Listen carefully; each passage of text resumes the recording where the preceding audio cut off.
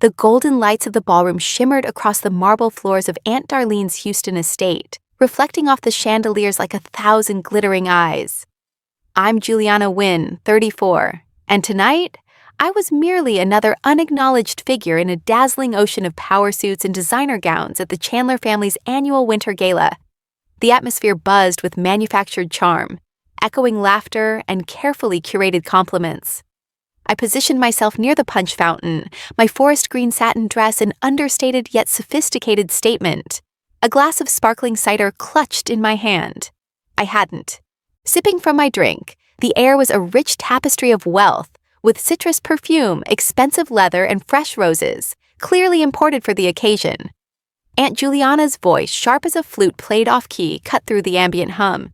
"Still working as a secretary at that tech place?" she inquired.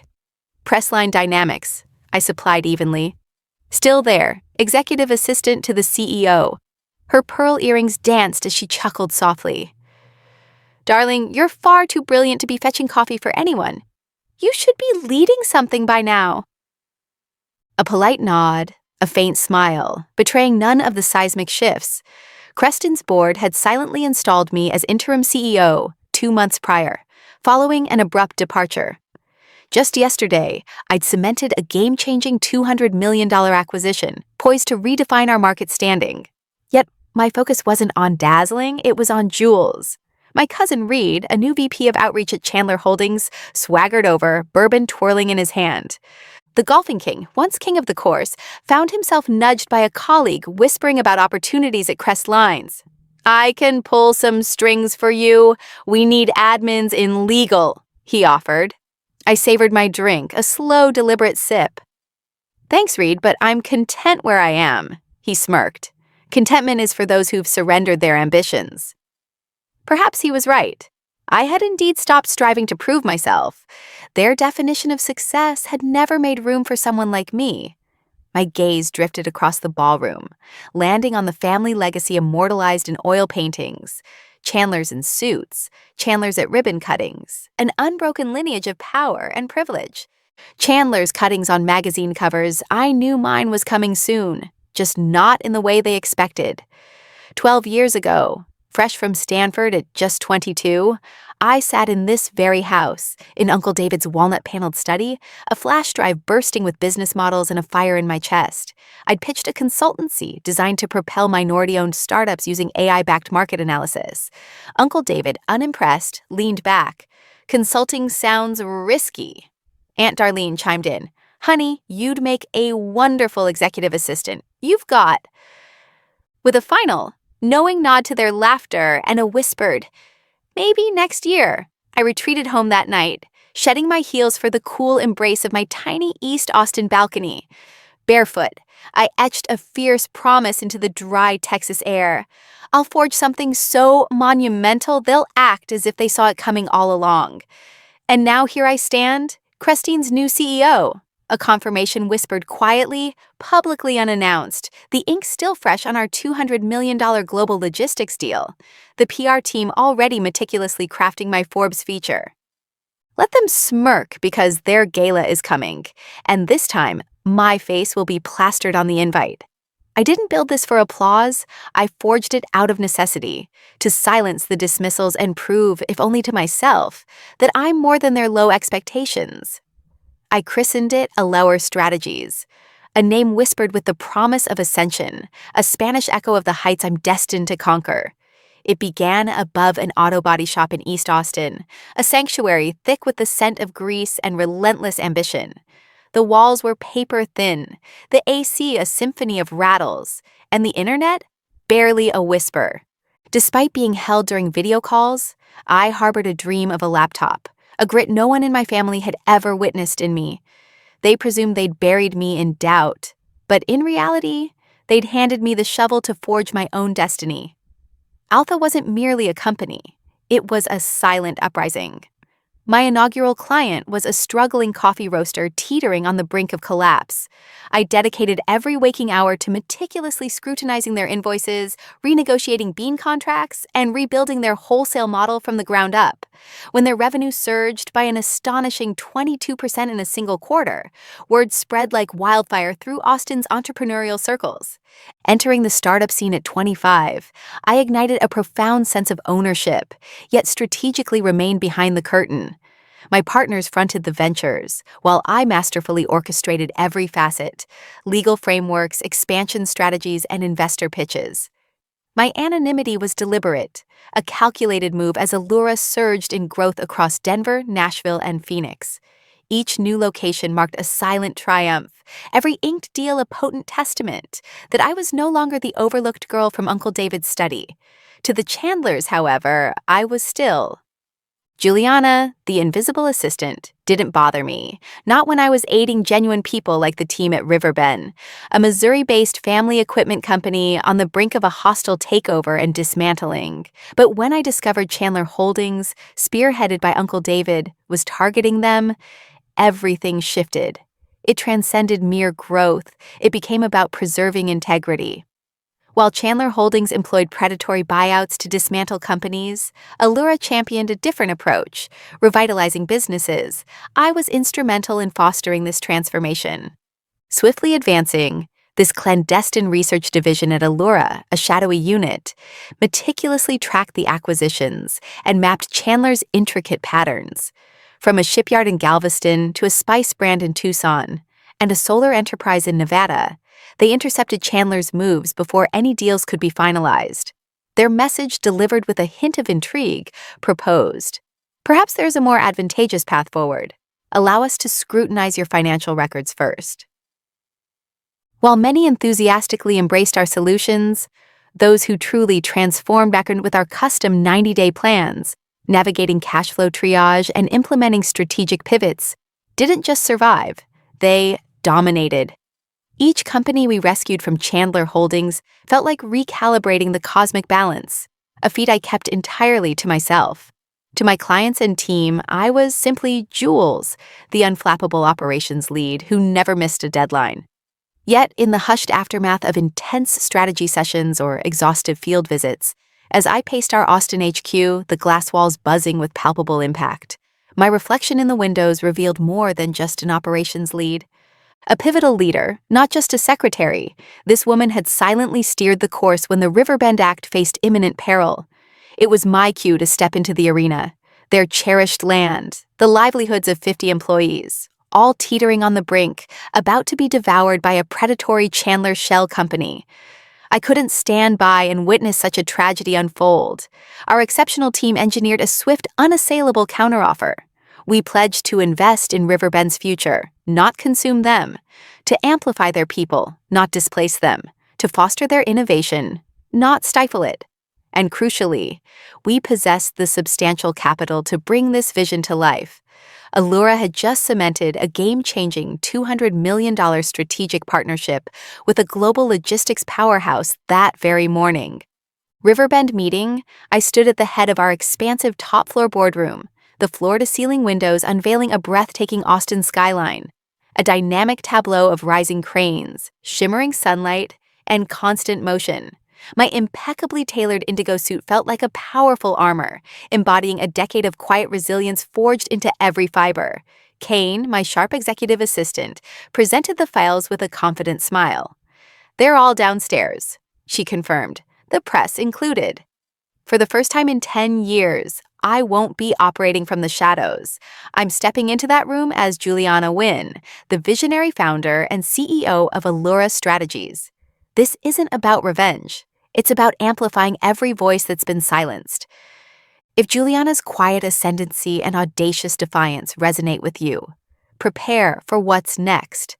Subscribe immediately to track her incredible odyssey from obscurity to influence, where each revelation showcases resilience forging a new legacy, one daring stride at a time. Her epic saga continues, just as yours is unfolding. Engage with us as truth finally pierces the veil.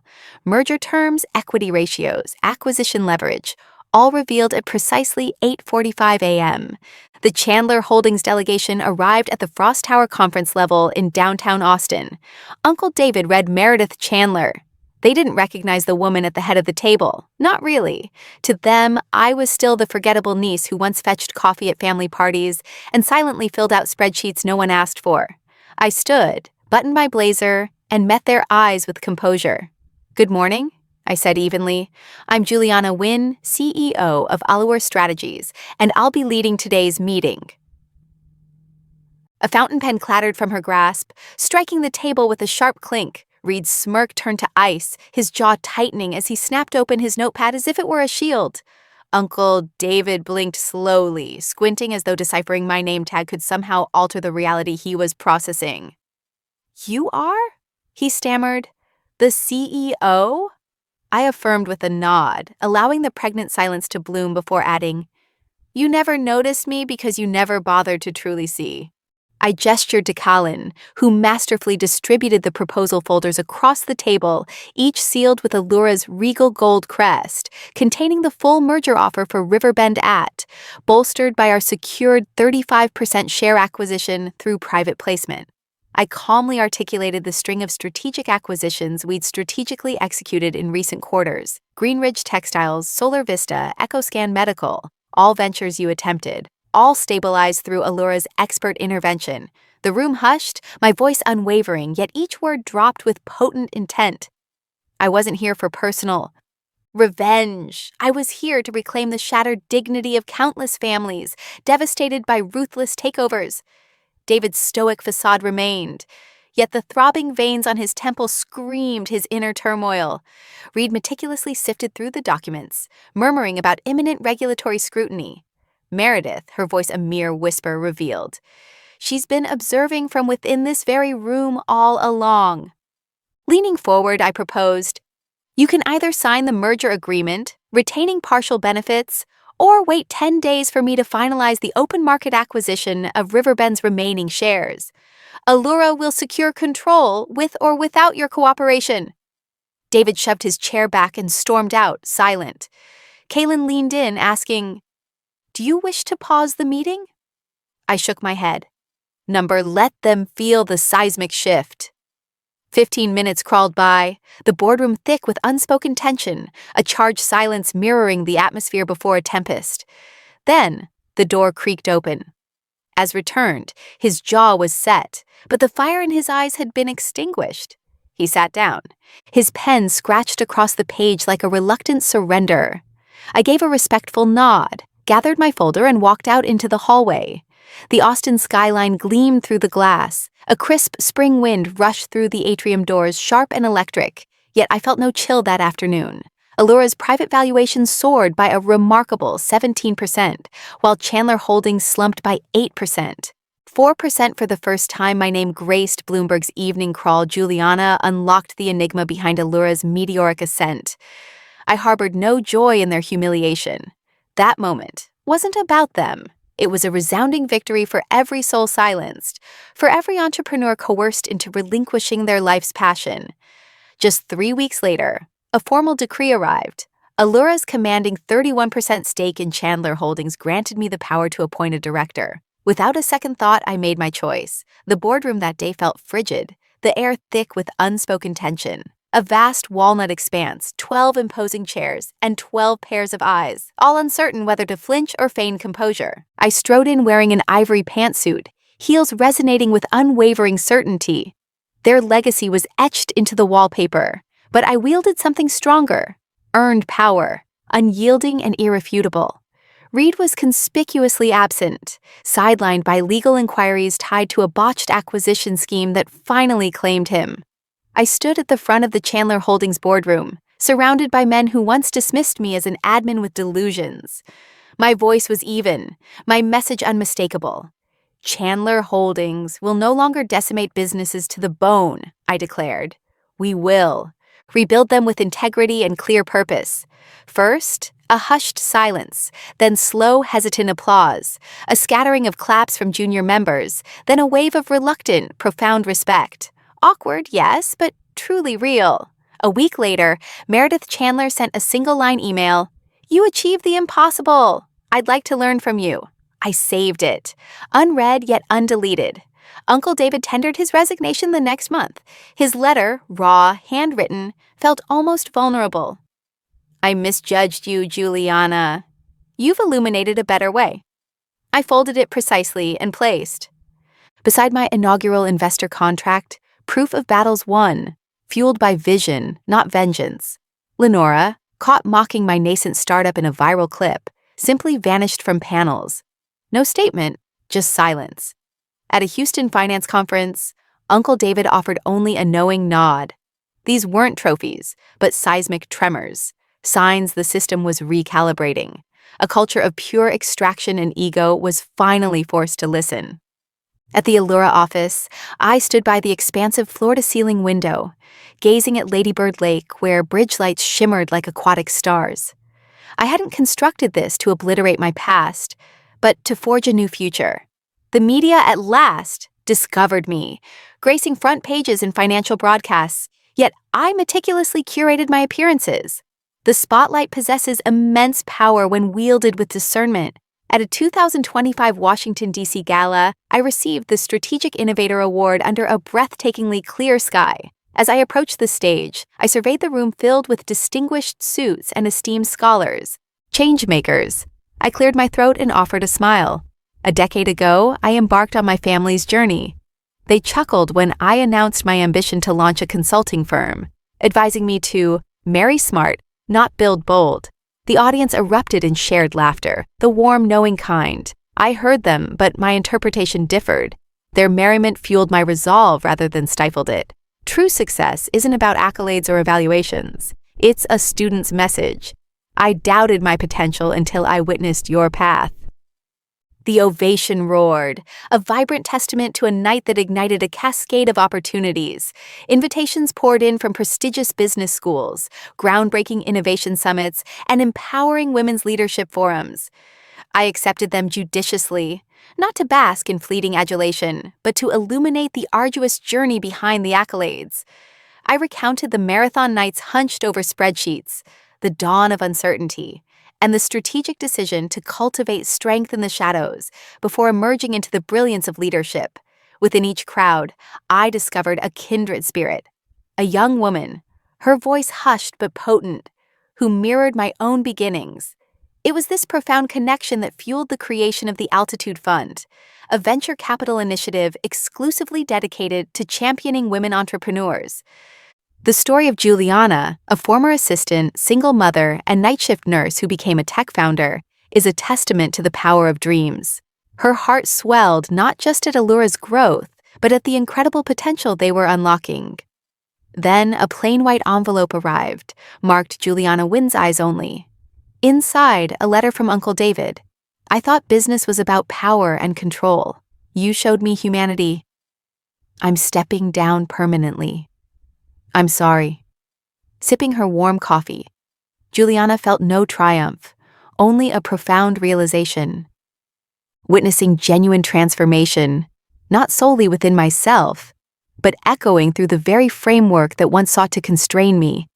I carefully placed the letter into Allura's strategic journal, our chronicle of pivotal shifts. For sometimes, justice doesn't arrive with a clamor, but with a decisive signature and a hushed apology. The inaugural Altitude Fund roundtable felt akin to a dawn breaking. Surrounding me were women who had never before occupied such a space. Nurses, educators, immigrant entrepreneurs, their voices ringing with clarity, confidence, and audacious conviction. In that moment, I realized we weren't merely revitalizing enterprises, but reigniting faith itself. My own journey had found its reflection. Reflected in theirs, the sting of being sidelined, the quiet power to triumph anyway. Allura wasn't just a company anymore. It was a beacon, igniting hope for anyone ever deemed inadequate. I finally understood my true legacy wasn't etched in headlines or market caps, but in the courage I sparked and the freedom I granted others to chase their dreams unbound. 3 months after the seismic shift in the Chandler boardroom, my life was utterly transformed. No more shadows behind job titles or subtle backstage maneuvering. I was Juliana, in my own spotlight. A symbol of triumph for the once overlooked, the world finally acknowledged my ascent. Yet I remained anchored, prioritizing purpose over fleeting prestige. At a momentous New York summit, I shared with a captivated audience of aspiring young women. True power isn't a gift. It's forged, brick by silent brick, even in obscurity. Allura flourished, but the Altitude Fund became my true calling, empowering women who had been marginalized, now spearheading ventures that blossom brilliantly, much like wildflowers after a tempest. Once the girl derided for her audacious dreams, I now ascend, not to silence critics, but to illuminate the path for you to rise as well if Juliana's adventure captivates. Subscribe and share your thoughts below. Let's forge ahead boldly.